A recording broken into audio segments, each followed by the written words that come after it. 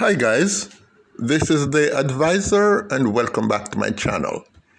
A former member of INDECOM had seen my post on Chucky Brown and had decided to contact me in order to set the record straight.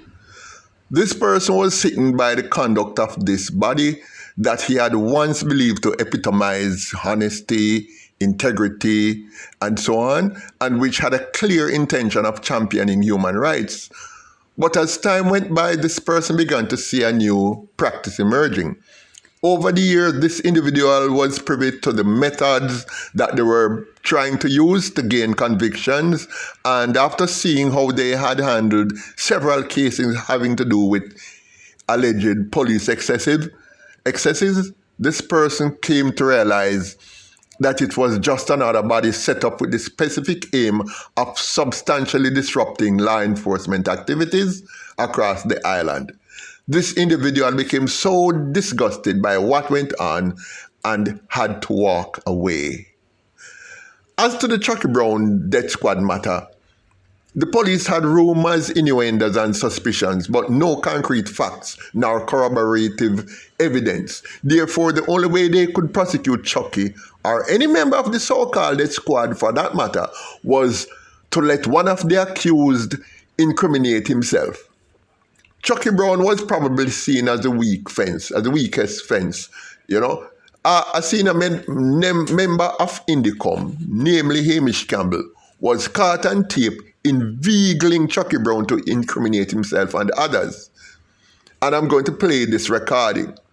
And when you hear it, I just want you to follow and hear what it has to say. Here goes.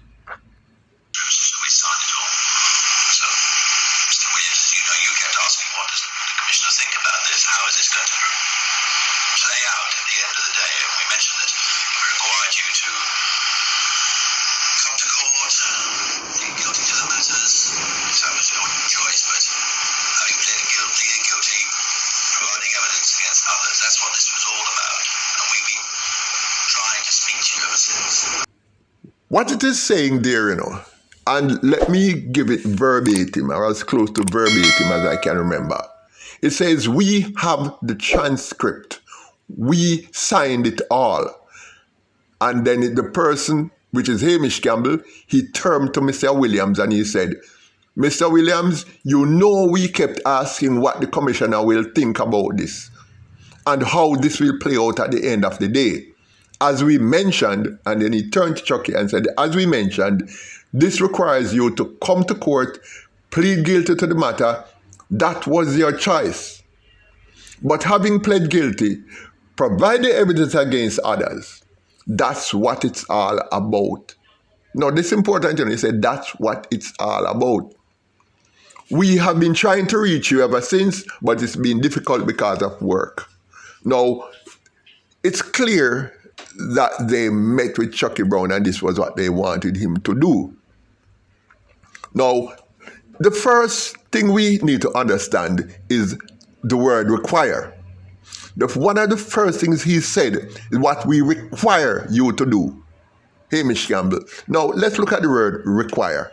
It has several meanings, although both are fairly similar. One meaning is need something for a purpose, as in, I am thirsty and need some water. Two, to instruct or expect someone to do something, as in, you are required to punch in your time card every morning when you get to work. Three, to make compulsory, as in, you require a visa before you can travel to the United States. So this was what they were asking him to do and required of him compulsorily. Now, this is the same person they are telling to plead guilty. My understanding is that Chucky Brown refused their demands.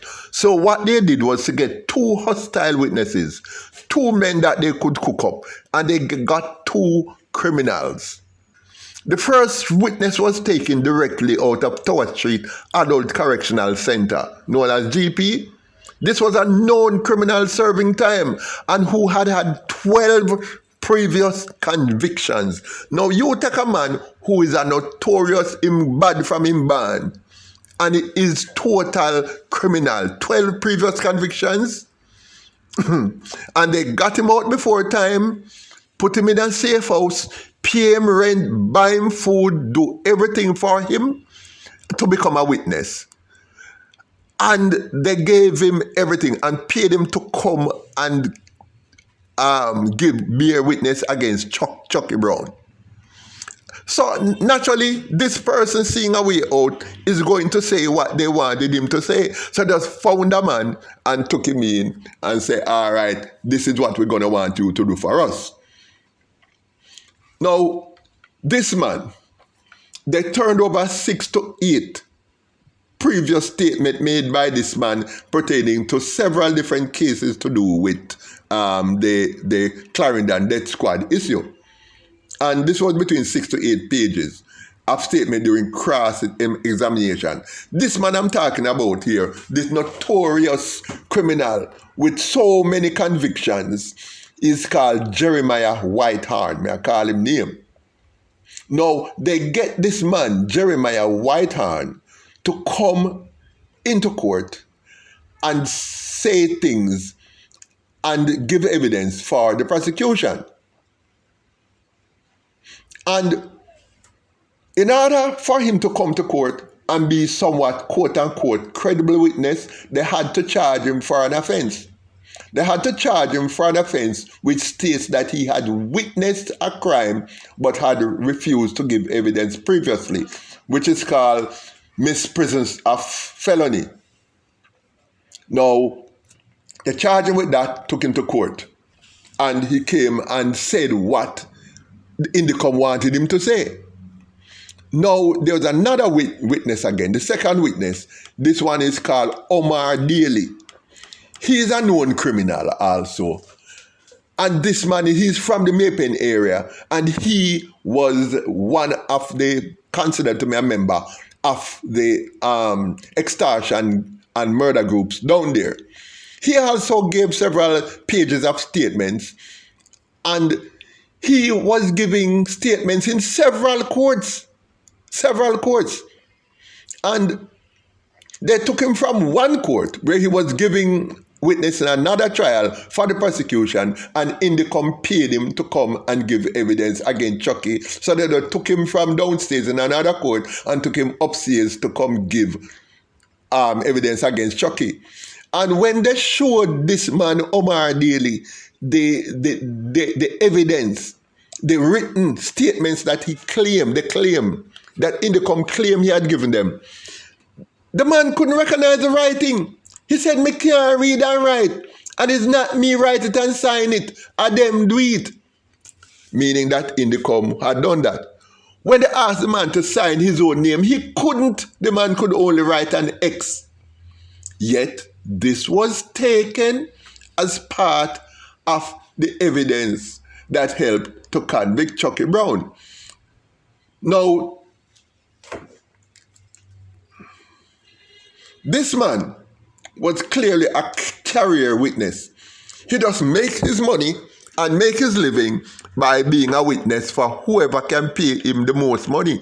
So his testimonies goes to the highest bidder, basically. And you know the other thing, every time this man go into court, his statements are always thrown out. His statements was thrown out by other cases that he had been a witness in. Yet, this was used and accepted in Chucky Brown's case. And an investigation was ordered into this matter as to why this man was carried into court and was made called on to give evidence when he clearly was not a credible witness. And even though an investigation was ordered several years now and nothing came of it, which means that INDECOM should have been charged for perverting the course of justice or of bringing false evidence, knowingly bringing false evidence. But to this day, nothing was heard on that. So the fact is that if they can bring these things against Chucky Brown, if they can bring all these things against him in terms of witnesses, then clearly something is really wrong with the system of how we are going about gaining convictions in this country, especially in regards to INDECOM, which seem to clearly have a vendetta against the police in general. So, in other words, INDECOM have just become like another human rights body set out to stultify, manipulate, and hurt anything to do with law enforcement. So that's the new information I found, and we will see how this plays out when this matter goes back to court in the appeal against conviction of Mr. Collis Chucky Brown. Like, share, and let me know what you think. I look forward to seeing your comments, and see you in my next video.